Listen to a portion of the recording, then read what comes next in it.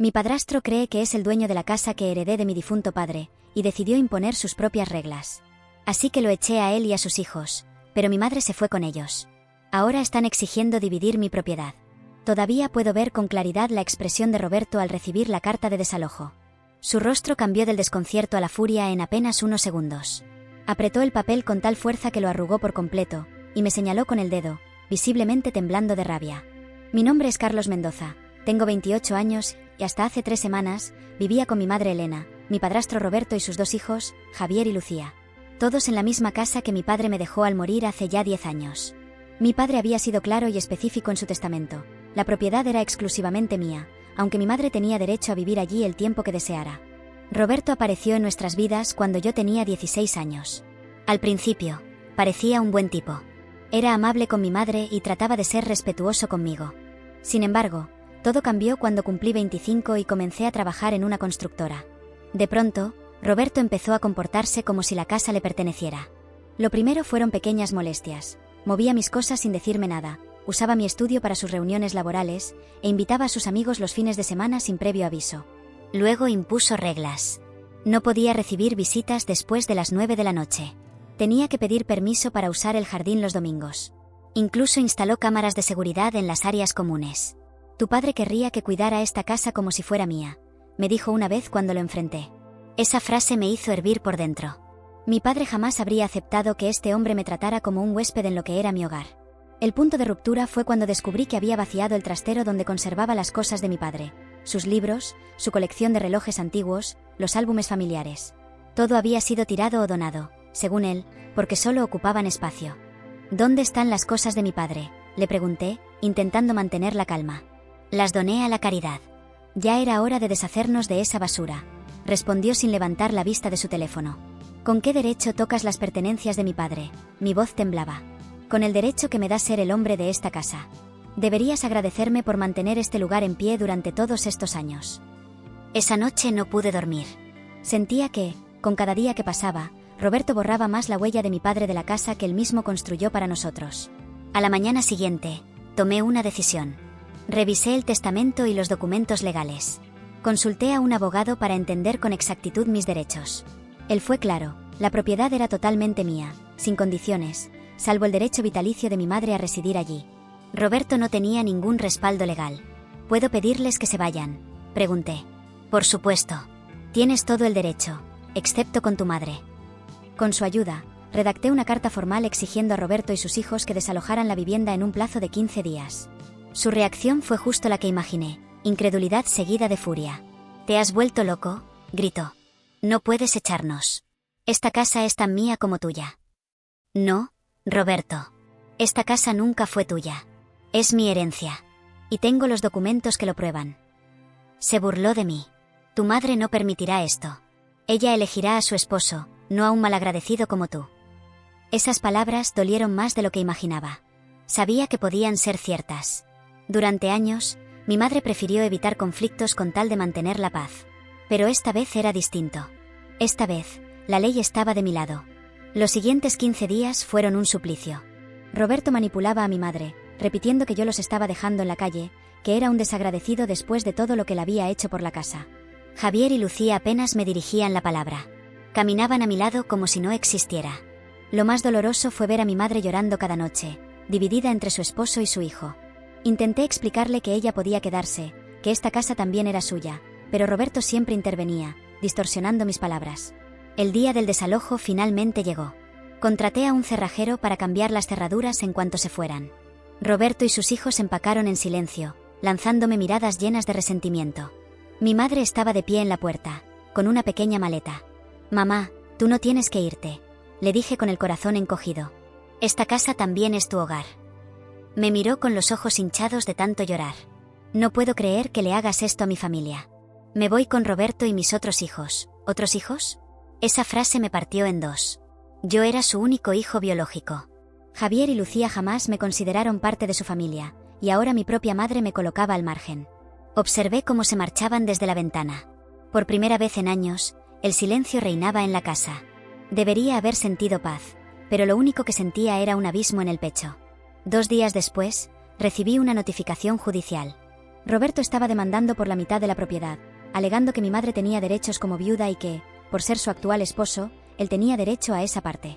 Incluía algunos recibos de supuestas mejoras hechas a la vivienda, presentándose como el salvador de una casa que, según él, estaba en ruinas cuando llegó. Mentira tras mentira. La casa fue mantenida en excelente estado por mi padre y por mí después de su muerte. Las mejoras de Roberto eran en realidad modificaciones sin permiso, hechas para su conveniencia, y muchas veces destruyendo elementos originales de gran valor sentimental. La guerra por la casa de mi padre acababa de comenzar. Y no pensaba rendirme. No dormí esa noche. Me pasé horas leyendo la notificación una y otra vez, buscando alguna laguna, algún error que demostrara lo absurdo del reclamo de Roberto. La demanda no solo era injusta, era una declaración de guerra. Y aunque no lo quería, entendí que iba a tener que pelear por lo que era mío, lo que mi padre me confió antes de morir.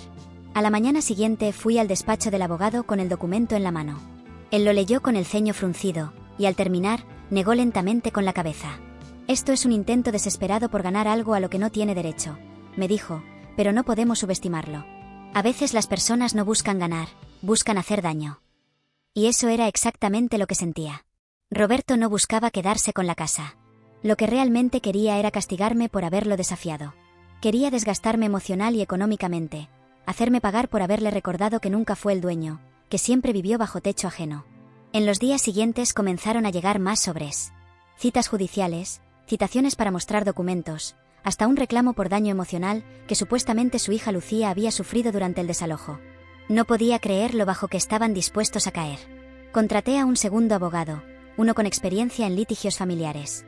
Me dijo que debía prepararme para todo, desde mentiras bajo juramento hasta testigos inventados. Roberto va a tratar de presentarse como el esposo ejemplar, el padrastro abnegado y el héroe que rescató la casa de las ruinas. Y tú, Carlos, vas a parecer el hijo egoísta que echó a su madre a la calle.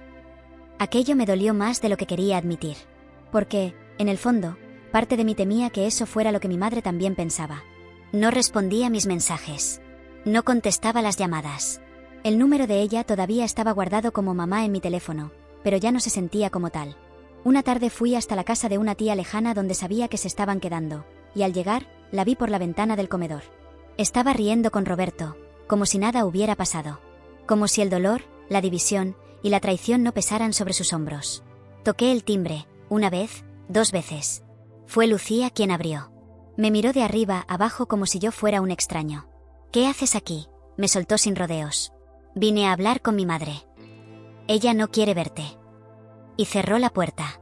No me moví. Me quedé parado frente a la casa por casi 10 minutos, esperando que mi madre saliera. Pero no lo hizo. Y ese fue el momento en que entendí que había perdido algo más que una familia. Había perdido a la única persona que creí que siempre estaría de mi lado. En lugar de rendirme, me volqué por completo en defender mi verdad. Reuní fotos antiguas que mostraban el estado impecable de la casa antes de que Roberto llegara. Busqué recibos de pagos que yo había hecho durante los años, arreglos, mantenimiento, incluso mejoras que él ahora intentaba adjudicarse. Hablé con vecinos, amigos de mi padre, antiguos compañeros de trabajo de él. Todos estaban dispuestos a declarar que la casa siempre estuvo en perfecto estado, y que Roberto nunca fue más que un huésped oportunista. También logré encontrar al arquitecto que había hecho una renovación en el baño principal 3 años antes. El hombre fue claro, todo lo coordiné con Carlos, no con ese tal Roberto. Él ni siquiera estaba en casa cuando hicimos el trabajo. Esa declaración fue un golpe fuerte a la narrativa de Roberto. Pero aún había un obstáculo enorme, mi madre. Ella era la única que, por ley, tenía derecho a permanecer en la casa.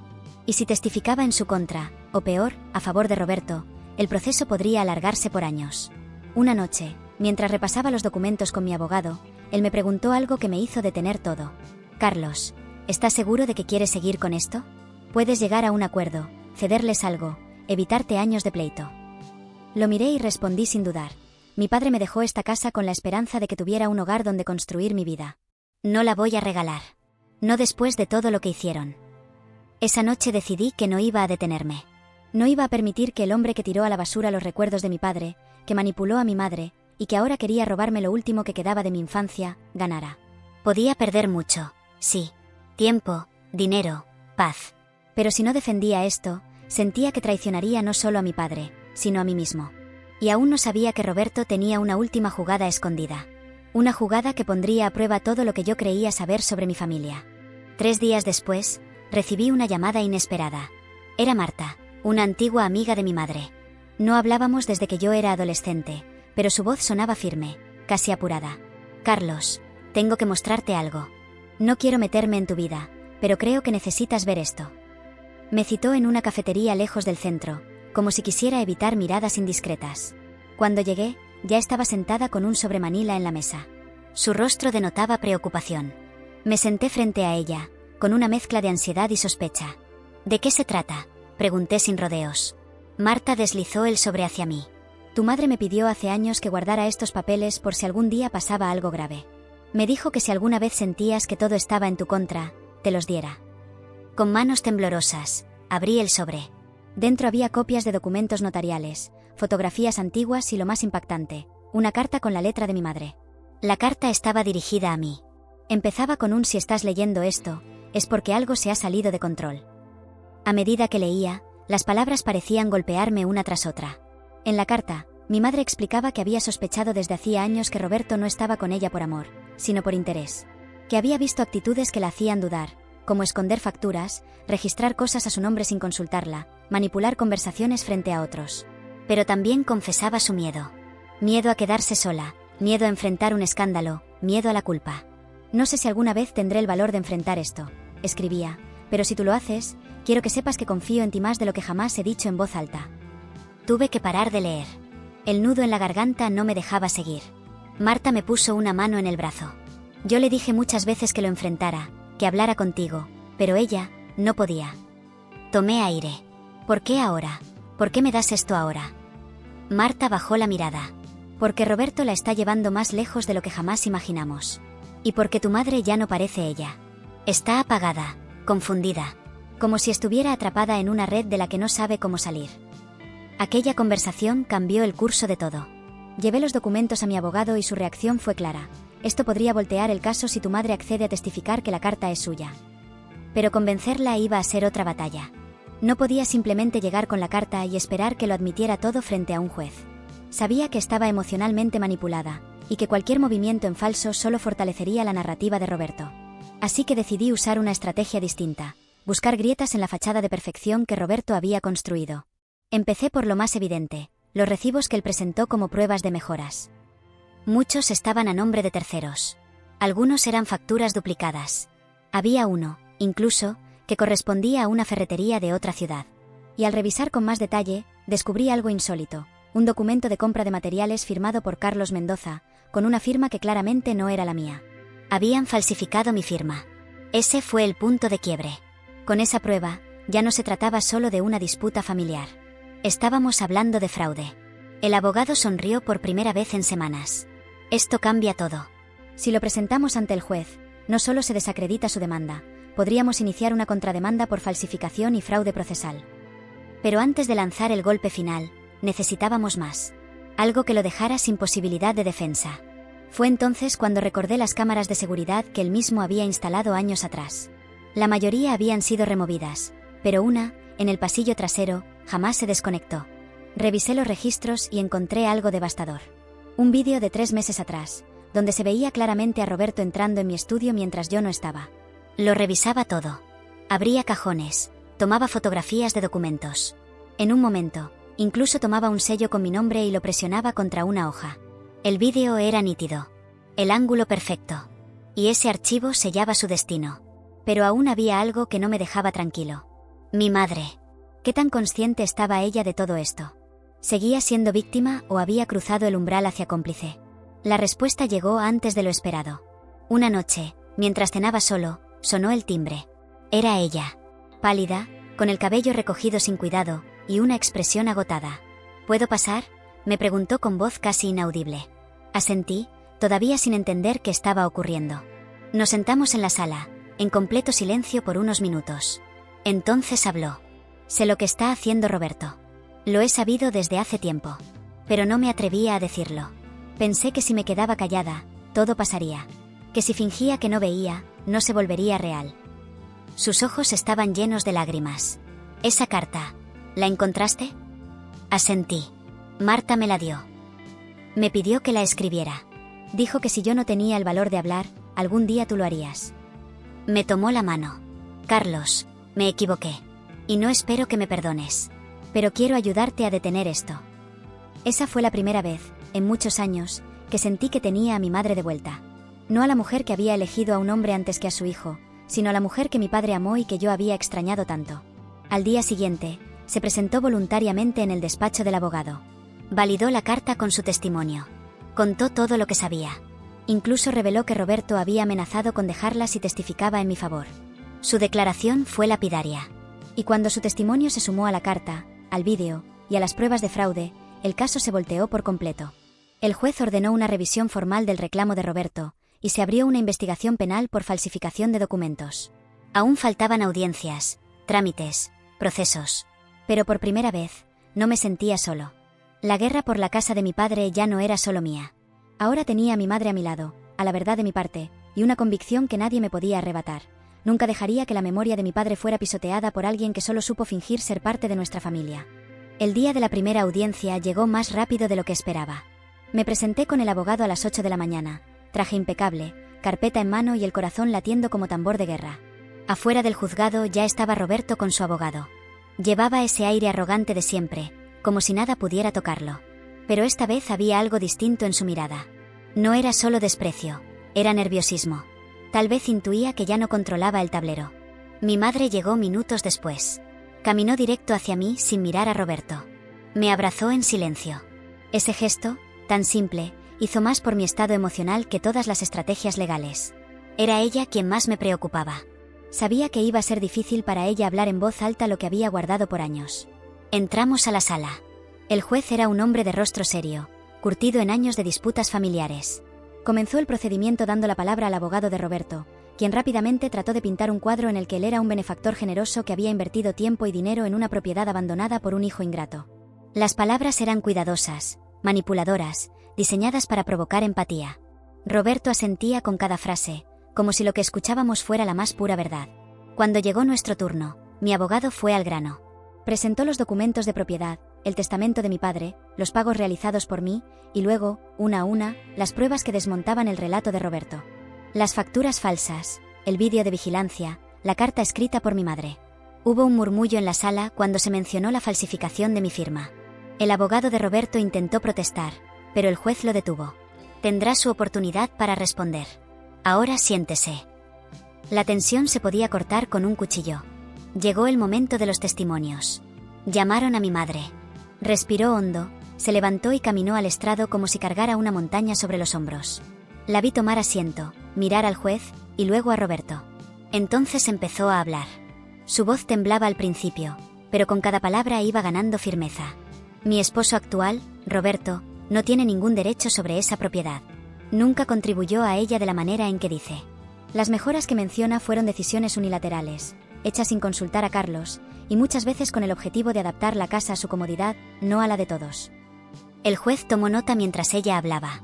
Yo sabía que estaba cometiendo un error, pero me sentía atrapada, avergonzada.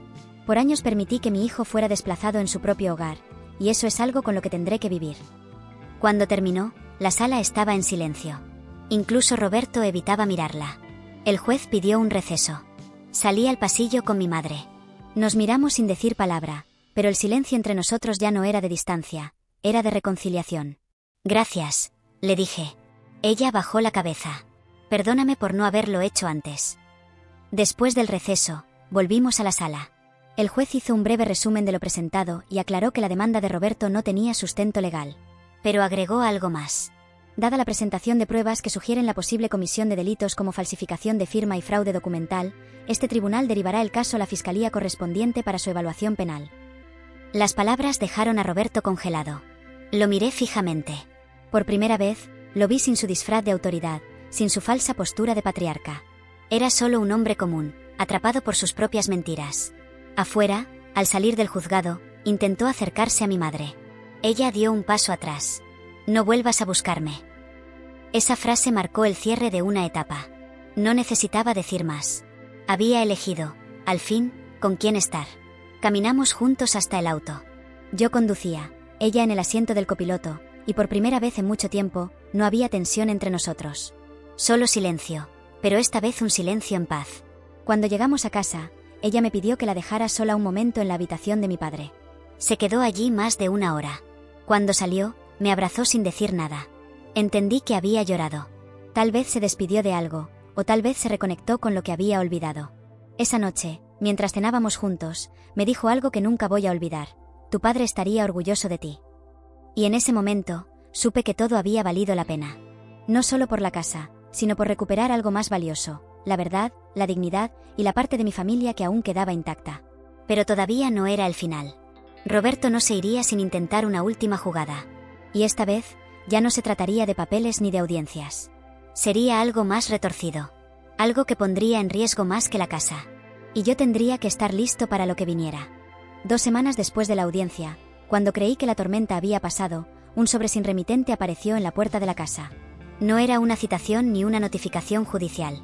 Era una carta escrita a mano con letra temblorosa, irregular. El contenido me dejó helado.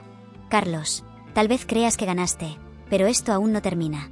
Tú le quitaste a tu madre su familia. Destruiste todo por egoísmo.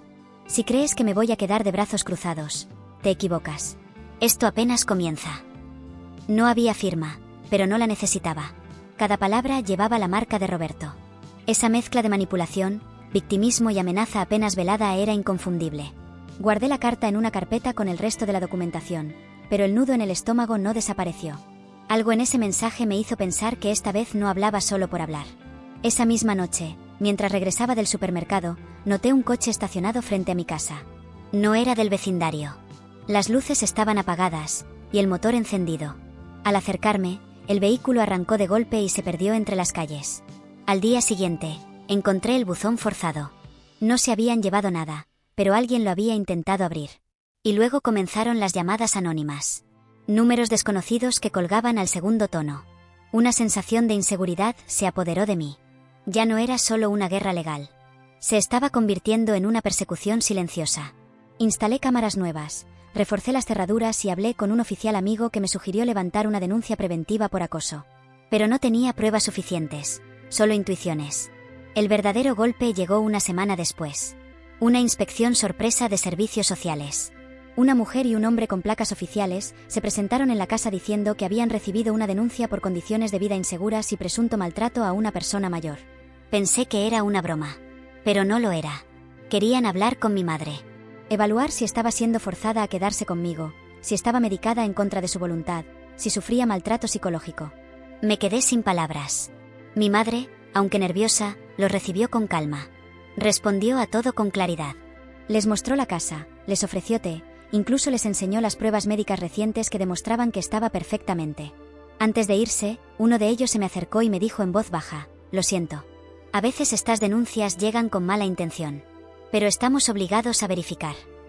Ahí entendí hasta dónde era capaz de llegar Roberto. Ya no se trataba de quedarse con la casa. Se trataba de destruirme desde dentro. De hacerme ver como un monstruo frente a los ojos del sistema. Estaba usando el mecanismo de las instituciones en mi contra. Mi abogado estaba indignado. Esto ya no es un asunto civil. Estamos hablando de una campaña de acoso sistemático. Vamos a ampliar la denuncia. Y así lo hicimos. Presentamos la carta anónima, los registros de llamadas, el intento de forzar el buzón, el testimonio de los trabajadores sociales. Pero había una parte del rompecabezas que no encajaba del todo. ¿Cómo sabía Roberto exactamente cuando estaba solo en casa? ¿Cómo sabía el momento perfecto para enviar a los de servicios sociales? Fue mi madre quien me abrió los ojos. Carlos, ¿has revisado tu computadora últimamente? ¿Y tu teléfono? Me quedé en blanco. No lo había hecho. Llevé ambos dispositivos a un técnico de confianza. El resultado fue escalofriante. Habían instalado un software espía en mi computadora, probablemente mediante un archivo que descargué meses atrás. Y mi teléfono tenía una aplicación oculta que enviaba mi ubicación en tiempo real. Todo apuntaba a que alguien había tenido acceso físico a mis dispositivos en algún momento. Alguien dentro de casa. Tal vez antes del desalojo. Tal vez Lucía. Tal vez Roberto mismo. Carlos, él sabe todo. Tus horarios, tus movimientos, tus mensajes, me dijo el técnico. Me sentí invadido. Vulnerado. Cada rincón de mi vida había sido espiado. Pero ahora tenía pruebas tangibles. Y eso marcaba un nuevo giro en esta historia. Volví al juzgado con todo. El vídeo del espía en la computadora. La carta. Las llamadas. Las amenazas. El juez ordenó una medida cautelar. Roberto no podía acercarse a menos de 300 metros de la propiedad, ni de mí ni de mi madre. También se abrió una investigación por espionaje digital. Su abogado intentó minimizarlo todo, diciendo que no había pruebas directas de que él hubiera instalado el software. Pero en su afán de parecer inocente, cometió un error. En una audiencia posterior, Roberto declaró que sabía perfectamente los horarios de Carlos, incluso cuando no estaba en casa. Nadie había preguntado eso. Fue él quien se incriminó solo. Mi madre y yo comenzamos a respirar con un poco más de tranquilidad. Pero el daño estaba hecho. Habíamos aprendido que el enemigo, cuando no puede ganarte por la fuerza, intenta vencerte por desgaste. Aún así, cada paso que dábamos lo debilitaba más. Las instituciones ya no lo veían como víctima. Empezaban a entender su verdadero rostro. En medio de ese caos, recibí una llamada que me tomó por sorpresa. Era Lucía. Su voz era distinta. Cansada. Rota. Carlos, lo siento. No sabía que todo iba a llegar tan lejos. Me quedé en silencio. No esperaba eso. ¿Por qué me llamas ahora?, pregunté. Porque quiero que sepas algo. Papá, él no está bien. Está obsesionado con demostrar que tiene el control. Pero está arrastrándonos a todos. Yo no quiero vivir así. ¿Y Javier? Javier no habla con nadie. Está furioso contigo, pero también con él. Todo se desmoronó. Lucía hizo una pausa. Si necesitas que testifique, lo haré. No sabía si confiar o no. Pero algo en su voz sonaba auténtico. Tal vez, por fin, la fachada de familia perfecta que Roberto había construido empezaba a resquebrajarse desde dentro. La llamada de Lucía me dejó con un sabor amargo. Parte de mí quería creer que había un remanente de conciencia en ella, algo que la diferenciaba de Roberto. Pero la otra parte, más escéptica, no podía olvidar los años de desprecio disfrazado, de silencio cómplice, de miradas frías mientras yo era despojado de lo que me pertenecía. Aún así, mi abogado consideró útil su testimonio. Si habla, si confirma que Roberto estaba obsesionado, que manipulaba incluso a sus propios hijos, podríamos desmantelar la imagen de familia que él sigue intentando vender. Acepté, con reservas. Nos citamos en un parque discreto, donde nadie pudiera grabar ni manipular lo que se dijera. Lucía llegó puntual. Tenía el rostro más delgado, sin maquillaje, con una tristeza en los ojos que me sorprendió. Carlos, antes de que digas nada, solo quiero hablar. No para justificarme, sino para explicarte. Me crucé de brazos. Asentí en silencio. Ella respiró profundo. Papá siempre fue controlador. Incluso con nosotros. Siempre tenía la última palabra. Si queríamos algo, teníamos que merecerlo. Si le fallábamos, nos lo hacía pagar. Cuando conoció a tu madre, al principio pensé que cambiaría. Que por fin encontraría algo de paz. Pero no. Solo encontró otro escenario donde imponer su voluntad. Me miró fijamente. Y cuando llegamos a esta casa, yo tenía solo 13 años. Para mí era un lugar nuevo, desconocido. Pero papá lo convirtió en un campo de batalla silencioso. Nos decía que no podíamos confiar en ti, que tú no nos querías allí, que eras egoísta, que lo ibas a echar en cuanto tuvieras edad. Y sí, te evitaba. Pero no por odio, por miedo. Porque cualquier gesto de cariño hacia ti, él lo castigaba con silencio o con indiferencia. Me costaba asimilarlo. ¿Había sido ella también víctima? ¿O solo quería lavar su conciencia ahora que todo se derrumbaba? ¿Y Javier?, pregunté. Javier, él se cerró. Nunca aceptó esta familia. Siempre pensó que vivíamos de limosna, que tú nos tolerabas por obligación. Pero créeme, Carlos, nunca sentimos que esa casa fuera nuestro hogar. Guardamos silencio. Luego, Lucía sacó un sobre de su bolso. Papá no sabe que tengo esto. Son mensajes, conversaciones, capturas, pruebas de que él planeó manipular la situación desde el principio. Leí los primeros mensajes. Conversaciones con un abogado diferente, en fechas previas al desalojo. Roberto ya estaba preparando una demanda antes de que yo siquiera hablara con el abogado. Estaba convencido de que iba a quitarte la casa. Decía que tu madre tenía derecho a todo. Y que si tú no aceptabas, te aplastaría con la ley. Mis manos temblaban. Agradecí a Lucía. No sabía si eso sanaría algo entre nosotros, pero sí sabía que era un arma poderosa. Esa noche, al llegar a casa, mi madre me esperaba en el comedor. Tenía una expresión distinta. Seria, pero también vacía. Carlos, tenemos que hablar. Me senté frente a ella. ¿Qué pasa, mamá? Y entonces, sin rodeos, lo dijo. Antes de que tu padre muriera, hubo una discusión fuerte entre él y Roberto. Yo, nunca te lo conté. Sentí el mundo detenerse. ¿Qué discusión? Meses antes de morir, Tu padre descubrió que Roberto había falsificado una firma para autorizar una remodelación en la casa. Era algo pequeño, un cambio en la cocina. Pero él se enojó mucho. Me dijo que no confiaba en Roberto, que sentía que se estaba metiendo demasiado. Me pidió que lo alejara. Y yo, no lo hice. Me quedé en silencio. ¿Por qué no? Ella bajó la mirada. Porque tenía miedo. Tu padre había enfermado. Estaba débil. Y yo, no quería estar sola. Roberto me prometía estabilidad, seguridad. Y yo, tonta, creí que podía controlar la situación. Me levanté de la silla. Caminé por la habitación tratando de procesar lo que acababa de escuchar. Mi padre murió sin confiar en el hombre que terminó viviendo en su casa, y mi madre lo sabía. ¿Me ocultaste esto todo este tiempo?, pregunté, con la voz tensa. Sí. ¿Y cuándo pensabas decirme? ¿Cuándo él me quitara la casa? ¿Cuándo me destruyera en los tribunales? Ella rompió en llanto. Carlos, por favor, no sabes cuántas veces quise decirte. Pero cada vez que lo intentaba, algo me detenía. Mi culpa. Mi miedo. Mi vergüenza. La miré, sintiendo una mezcla de tristeza y furia. Yo merecía saberlo. Era mi padre. Lo sé. Y por eso ahora te lo digo. Porque no quiero morir con ese peso. Porque quiero ayudarte, aunque sea tarde. No respondí. Me encerré en mi habitación, con la carta de Roberto aún en la mente, los mensajes de Lucía en la computadora y la confesión de mi madre clavada como espina en el pecho. Esa noche no dormí. Revisé los documentos. Leí todo una y otra vez. Y supe lo que tenía que hacer. Al día siguiente, pedí una audiencia especial. Presentamos las nuevas pruebas. La manipulación previa al desalojo, los planes de Roberto para iniciar una demanda incluso antes del conflicto, la confesión de mi madre sobre el intento de falsificación previo a la muerte de mi padre. Y entonces lo vi. Por primera vez, Roberto entró a la sala sin esa mirada arrogante. Ya no parecía un general en guerra. Parecía un hombre acorralado. El juez escuchó todo. Con calma. Con frialdad. Pero al final, su veredicto fue claro. Este tribunal encuentra suficientes elementos para concluir que la demanda inicial fue planteada con mala fe, basada en falsedades, omisiones y manipulaciones deliberadas. Se revocan todas las pretensiones del demandante, y se ordena su inhabilitación para cualquier nuevo reclamo sobre esta propiedad. Roberto no habló. No se defendió. Solo bajó la mirada. Lo habían vencido con pruebas. Sí. Pero sobre todo, lo habían vencido con la verdad. Me levanté. Salí de la sala sin mirarlo. Mi madre caminaba detrás de mí. No la esperé. No porque la odiara, sino porque necesitaba un momento para procesar que el hombre que intentó destruirlo todo había sido derrotado. Y que ahora, lo que viniera, dependería de cómo sanaríamos lo que quedó después de la guerra. Los días posteriores a la última audiencia fueron extraños. La casa estaba en silencio, pero no era el mismo silencio del abandono.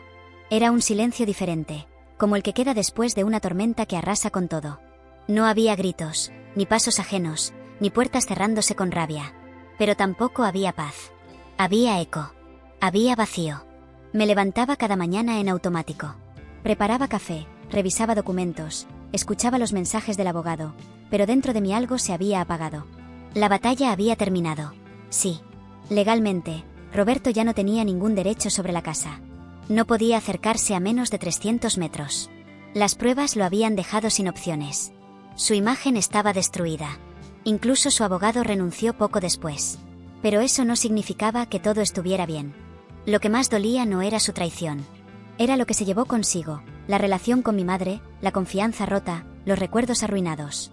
Ella seguía viviendo en la casa, en el cuarto principal, donde solía dormir con mi padre.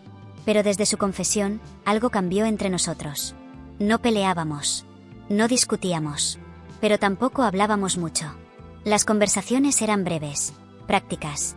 ¿Vas a cenar? Sí. ¿Necesitas que compre algo? No, gracias. Y eso era todo. No sabía cómo reconstruir lo que se había roto. Cómo abrazar a alguien que guardó un secreto tan grande durante tantos años. Cómo confiar en alguien que permitió que el enemigo viviera entre nosotros sin decir una sola palabra.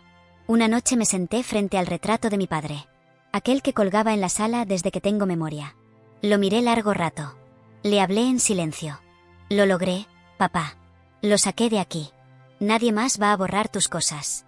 Nadie va a tocar lo que dejaste. Cerré los ojos. Esperaba sentirme en paz. Pero no lo logré. Porque sabía que el daño ya estaba hecho. Su colección de relojes, sus libros, sus fotos, Todo lo que representaba su vida había sido arrojado como basura. Y eso, ni un juez ni una sentencia podían devolverlo. Mi terapeuta, sí, empecé a ir a terapia, me dijo algo que me quedó grabado. Carlos, ganar no siempre significa sanar.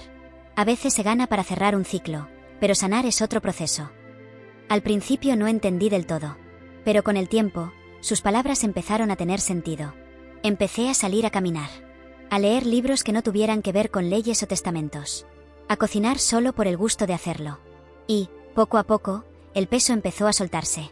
Un domingo por la tarde, mientras barría el patio trasero, escuché la voz de mi madre detrás de mí. ¿Te ayudo? Me giré. La vi con una escoba en la mano, intentando sonreír. Asentí en silencio. Durante 1 hora, barrimos sin hablar. Como si limpiar las hojas secas fuera una forma simbólica de limpiar también lo que había caído entre nosotros. Al terminar, se sentó en una de las sillas del jardín. Yo hice lo mismo. Carlos, ¿alguna vez vas a poder perdonarme? La pregunta me tomó por sorpresa. No porque no la hubiera esperado, sino porque no sabía cómo responderla. No lo sé, mamá. Fue lo único que pude decir. Ella asintió. No lloró. No insistió. Solo aceptó mi respuesta. Y eso, paradójicamente, me hizo sentir más cerca de ella que nunca. La honestidad, aunque dolorosa, era el primer paso real que dábamos juntos desde hacía años. Esa noche, me dejó una nota en la cocina. Decía, si alguna vez quieres hablar, de verdad, estaré en el cuarto de tu padre. No para justificarme, solo para escucharte. La guardé en mi cartera. No fui esa noche, ni la siguiente. Pero el solo hecho de saber que esa puerta estaba abierta fue suficiente. Pasaron algunas semanas. Roberto ya no daba señales de vida. Javier se mudó a otra ciudad. Nadie sabía a dónde. Lucía me enviaba mensajes ocasionales, cortos. Me decía que estaba buscando ayuda, que quería reparar las cosas a su manera. No respondí mucho. Aún no sabía si podía confiar en ella. Pero tampoco la ignoré. Y entonces llegó el siguiente golpe. Esta vez, no desde Roberto, ni desde afuera, sino desde adentro. Estaba ordenando los estantes del estudio cuando encontré una caja que no recordaba haber visto antes. Era pequeña, de madera, con una cerradura antigua. No tenía llave. La forcé con cuidado. Dentro había un cuaderno, hojas sueltas, y una carta sin abrir con mi nombre escrito con la letra de mi padre. Sentí que el corazón me saltaba en el pecho. No recordaba haber visto esa carta antes. Tal vez la había guardado mi madre y olvidó mencionarla. Tal vez alguien más la escondió. La abrí con manos temblorosas. Carlos, si estás leyendo esto, es porque yo ya no estoy. No sé cuándo llegará este momento, pero sé que pasará. Quiero decirte algo importante. Protege esta casa. No por los ladrillos, no por las paredes. Protégela porque representa lo único que siempre quise darte. Un hogar donde fueras libre de ser tú, sin miedo, sin silencios. Si alguien algún día intenta quitarte eso, lucha. Porque este lugar no es una estructura. Es tu historia. Es mi legado. Cerré la carta con lágrimas en los ojos. Era como si mi padre me hablara desde el pasado, validando todo lo que había hecho, todo lo que había soportado. Su voz, sus palabras, eran el cierre que necesitaba. No para dejar atrás el dolor, sino para comprender que, incluso en la ruina, aún quedaban cimientos sobre los cuales reconstruir. Salí al jardín con la carta en la mano. El sol caía sobre la casa. Mi casa. Y por primera vez en mucho tiempo, sonreí. No porque todo estuviera resuelto, sino porque por fin entendía que lo había hecho bien. Que pese a todo, el hogar de mi padre seguía en pie. Después de encontrar la carta de mi padre, algo cambió en mí. Como si sus palabras hubieran desbloqueado una parte de mi alma que había estado atrapada por el resentimiento. Dejé de esperar una disculpa perfecta. Dejé de exigirle a mi madre que llenara los vacíos del pasado. Empecé a aceptar que no todos los vínculos rotos pueden volver a ser lo que fueron, pero eso no significa que no puedan transformarse en algo nuevo. Una mañana cualquiera, ella me encontró en el comedor, con la carta en la mano. Se detuvo en seco. ¿La encontraste?, preguntó sin que yo dijera nada. Asentí. ¿Tú la escondiste?, le pregunté. Ella dudó. No. Fue él. Tu padre. La escribió cuando empezó a sospechar que su salud iba a empeorar. Me la dio un día, y me pidió que la escondiera en un lugar donde tú la encontraras cuando estuvieras listo. Me quedé en silencio. ¿Y por qué nunca me hablaste de ella?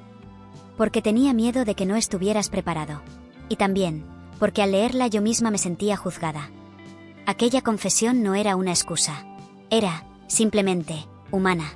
Por primera vez, pude ver a mi madre no como la figura que debía protegerme de todo, sino como una mujer rota, que había tenido miedo, que había cometido errores, pero que aún estaba aquí, intentando enmendarlos. «¿Puedo leerla de nuevo contigo?», me preguntó. Le pasé la carta. La leyó en voz alta, despacio. Su voz se quebró en varias ocasiones. Cuando terminó, me tomó la mano. «No puedo pedirte que olvides todo, pero, si quieres, podemos empezar otra vez». No respondí. No con palabras. Me acerqué y la abracé. Un abrazo largo, sincero, que no borraba el pasado, pero lo reconocía. Por primera vez en mucho tiempo, lloramos juntos. Ese mismo día, fuimos al cementerio. Llevamos flores. Nos sentamos frente a la tumba de mi padre y hablamos con él. Le contamos lo que había pasado, lo que habíamos aprendido, lo que estábamos intentando reconstruir. Fue un momento sagrado. Uno de esos que no se explican, solo se sienten. Al volver a casa, algo nos unía otra vez. No como antes, pero de un modo más maduro, más real. Pasaron los días. Empezamos a reorganizar la casa. Recuperamos fotos viejas que habíamos digitalizado. Pusimos música de los años en que mi padre vivía. Cocinamos recetas que él solía preparar. Era un ritual de recuperación. Un reencuentro con la esencia del hogar. Pero como en toda historia real, la paz nunca es absoluta. Un domingo por la mañana, recibí una carta certificada. Esta vez, no venía de Roberto, sino de un bufete diferente. Era de parte de los padres de Roberto. Nunca los había conocido. Ni siquiera sabía que vivían en la misma ciudad. El contenido me dejó helado. Estaban reclamando la herencia de Roberto. Alegaban que él, al haber convivido con mi madre durante tantos años, había dejado legados afectivos y económicos que justificaban una compensación. Decían tener pruebas de inversiones no registradas, mejoras hechas por orden de él, e incluso hablaban de daños emocionales sufridos por la separación abrupta. No sabía si reír o gritar. ¿Qué tipo de familia era esta? ¿Acaso todos compartían esa obsesión por apropiarse de lo ajeno? Llamé a mi abogado inmediatamente. Su respuesta fue clara: es una nueva estrategia. Si Roberto ya no puede acercarse, ahora usan a terceros para presionarte. Legalmente, es absurdo. Pero emocionalmente, buscan agotarte. Y eso era exactamente lo que sentía. Agotamiento. Como si cada paso hacia la reconstrucción atrajera una nueva sacudida. Mi madre, al leer la carta, se llevó las manos al rostro. No puedo creer que ahora también se metan sus padres. Nunca me apoyaron. Siempre me trataron como si fuera una carga para Roberto. Y ahora quieren sacar provecho. ¿Sabes si hay algo que puedan usar?, le pregunté. ¿Algún favor, alguna transferencia, algún documento con su nombre? Ella negó con la cabeza. No. Todo lo que hizo Roberto en esta casa lo hizo para manipularnos, pero jamás dejó huellas legales que lo vincularan con propiedad alguna. Nunca aportó realmente. Solo destruyó.